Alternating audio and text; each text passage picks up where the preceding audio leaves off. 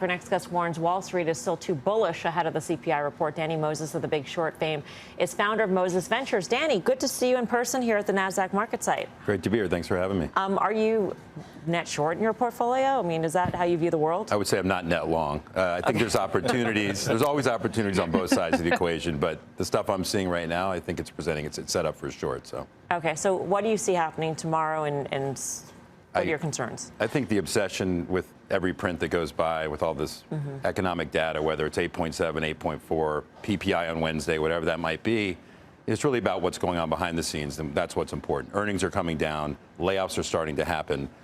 Fed rates take a while to build themselves into the economy, and it's happening now. So we've seen peak earnings in this cycle for sure. We've seen probably the lowest rates in this cycle for sure. And what you guys were talking about earlier that really resonates with me is you would want to see 10-year yields now moving higher, not lower, because it's telling you something. So a 2-year, 10-year inverted by 50 basis points is telling you something. 2 negative quarter GDP growth is telling you something. And purchasing power is diminishing because the consumer is not keeping up on their wages with. So that's a bad witch's brew, as we say. Witch's brew. He snuck in here, by the way. I'm sitting here looking at you. I turn around. He's right next to me. I will tell you, last summer, the only person talking about stagflation that I remember was Danny Moses. It's right before us now. So my question to you, Danny, with 2s, 10s going to 50 basis points inverted, there's no arrows in the quiver of the Federal Reserve to fight this. And they can say they're going to pivot, they're going to pause. But if they do that, commodities go back up and the inflation problem continues. How do they get out of this mess? I mean, they're just, they're certainly going to pause at some point. But why would they pause? Is it because inflation's coming down or things just are stuck in the mud? I think it's probably a combination of both. I think we've seen peak inflation, but I don't know what they can do. They're unwinding an $8 to $9 trillion balance sheet here. So I tell people this is a little bit of the 70s, 80s, 90s, 2000s. It's all kind of mixed in, but there is no precedent for what we are seeing right now. And look what has already happened with the Fed having done very little. I mean, already the builders have gotten hit. You see what's going on in that sector. So the consumer is starting to feel it. And with savings rates where they are right now, where they've dropped, there's not a lot of margin for error here on the consumer side. So you spoke to employment a bit earlier. And so what we've seen so far is the unemployment or the peaking of unemployment that we're seeing is more so in the tech sector versus, the spending power is really being challenged in the lower third of the consumer base. What is it that the Fed needs to see from an employment standpoint in that middle third to upper third to get the people that are clamoring for this pivot to have something to kind of hang their hat on?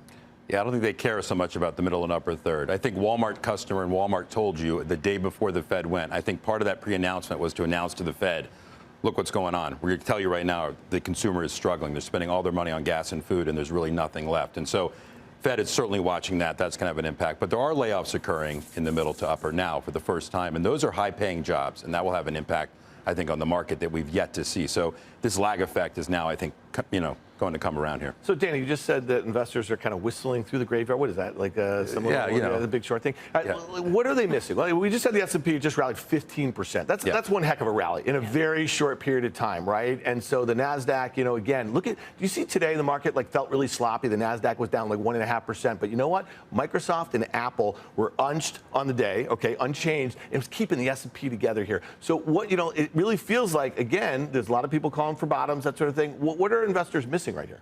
I think you can own the quality. I think you're going to see those stocks traded at a premium to the historical valuations because they're going to hide in them. These meme stocks, which I call obsessments, not investments, is really what they are.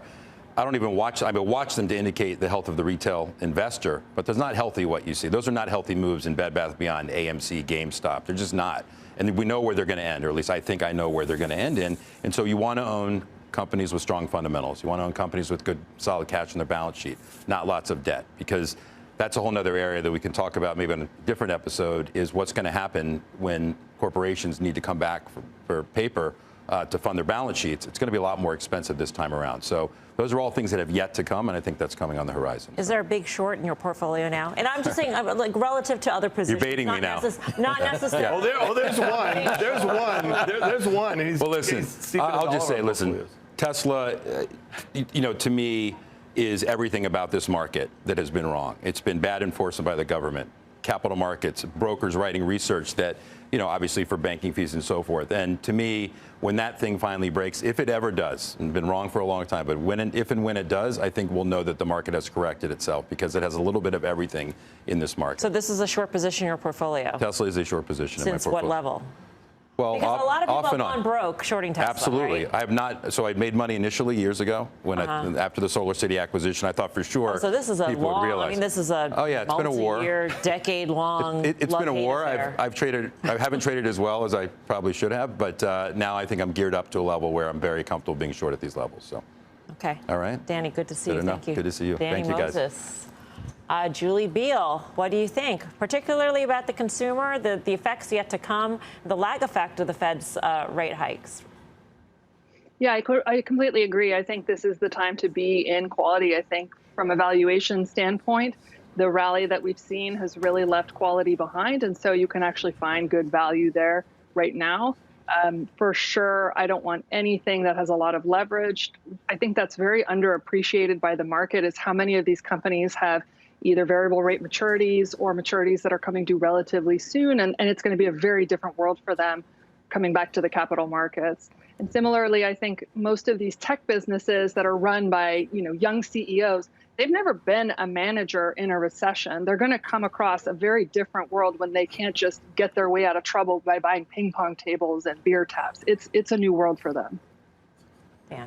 Yeah, well, I mean, I think the quality thing is a really good point. I mean, Danny just said that those names that are going to continue to be crowded in are going to trade at multiples. So if you want to get worried about, Apple at 27 times or whatever it is for like low single-digit revenue growth, I mean, again, we've all made that case again and again. But that stock did sell off 30% or so from its highs. The problem is it just rallied back. It's down single digits percent on the year, and I think you might see, you might see a lot of those smaller stuff that Julie just mentioned. That stuff is already down 60, 70, 80%. You know what I mean? So I don't just think that they're particularly interesting. I do think, though, that we're going to have an opportunity in the not so distant future where we see some of these big NASDAQ names that make up a huge percentage of the major large cap indices. They're going to show really good relative strength. And we're going to see all those names that have rallied 30, 40% off their lows, right, or that are down 60, 70% from their highs. They're going to retest those lows really soon. And that's going to be the moment of truth for, I think, for the stock market in general. And that's probably going to happen in the next few months.